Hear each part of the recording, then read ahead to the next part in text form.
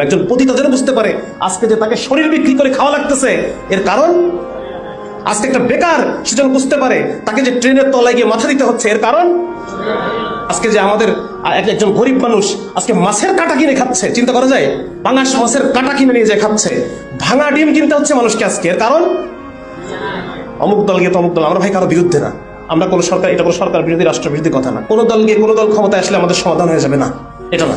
মানুষের একমাত্র ফিতরতি সমাধান কি? আমরা বলতে চাই যে শরিয়া ছাড়া কোনো সমাধান নাই। লা হাল্লা ইল্লা শরিয়াতি, শরিয়া ছাড়া কোনো সমাধান নাই। যত মানুষের যত সমস্যা, সমস্ত সমস্যার সমাধান শুধুমাত্র এই শরিয়ার মধ্যে। আল্লাহ রাব্বুল আলামিন এটা এই জন্যই আমাদেরকে দিচ্ছেন যেন তার প্রিয় বান্দা তারা যেন কোনো ধরনের সমস্যার সম্মুখীন না হয়, এবং যত ধরনের সমস্যা রয়েছে সমস্ত সমস্যা যেন সমাধান হয়ে যায়, এবং কিয়ামত পর্যন্ত মানুষ যেন ইসলামকে দেখে দেখে ইসলামের মধ্যে আসতে পারে। লা হাল্লা ইল্লা শরিয়া, এই হোক আমাদের স্লোগান, শরিয়া ছাড়া কোনো সমাধান নাই।